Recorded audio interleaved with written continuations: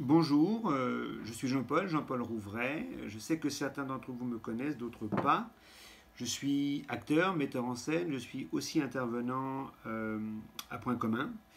Voilà, je vous adresse cette petite vidéo pour vous faire savoir qu'avec Point commun, on a décidé de mettre en place une petite forme qui nous permettrait en fait de conserver un lien entre les spectateurs et le théâtre. Voilà. Pour ça, j'ai enregistré une vidéo dans laquelle vous pourrez entendre un extrait de Peer Gynt de Ibsen, qui est une pièce qui était programmée en mai au théâtre.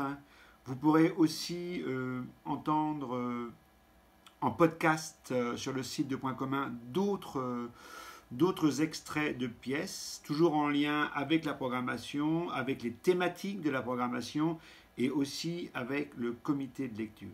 Voilà, je vous souhaite à tous du coup une bonne écoute, je vous souhaite de bien confiner, de prendre soin de vous et à très bientôt. Petit extrait de Peer Gynt de Ibsen, c'est un passage entre Peer Gynt et Anitra. Sais-tu ce que c'est que vivre, Anitra? Non? Eh bien, je vais te le dire. C'est descendre à pied sec le fleuve du temps en restant totalement soi-même. Ce n'est que dans ma force virile que je puis être celui que je suis, ma petite chérie. Un vieil aigle perd sa vêture de plumes, un vieux crouton va déclinant, une petite vieille perd ses dents, un vieux birbe attrape des mains flétries, chacun voit se faner son âme.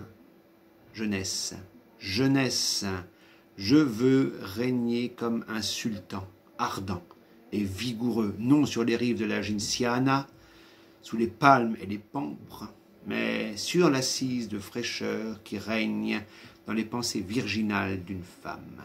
Vois-tu maintenant, ma petite fille, pourquoi je t'ai prise en grâce, pourquoi j'ai choisi ton cœur y fondant, si je peux dire, le califat de mon être. Je veux posséder tes désirs, tirant dans les états de mon amour, tu seras à moi tout seul. Je veux être celui qui te fascine comme or et pierres précieuses. Si nous nous séparons, la vie est finie, c'est-à-dire pour ta part nota bene. Toute ta personne, chaque fibre, chaque pouce, sans volonté, sans oui ni non, je veux les savoir emplis de moi. Le don de minuit de tes boucles, tout ce que l'on peut mentionner de charmant, me fera signe comme jardin de Babylone. Aussi est-il bon au fond que la voûte de ton front soit vide. Si l'on a une âme, on est tenu à la contemplation de soi-même. Écoute, tant que nous y sommes, si tu le veux, tu auras ma parole, un anneau autour de la cheville, et ce sera le mieux pour nous deux. C'est moi qui prendrai la place de ton âme. Et pour le reste... Quoi? Elle dort. Ce que j'ai dit n'a-t-il fait que passer? Non. C'est justement la marque de mon pouvoir qu'elle vogue dans ses rêves sur le fleuve de mes propos amoureux.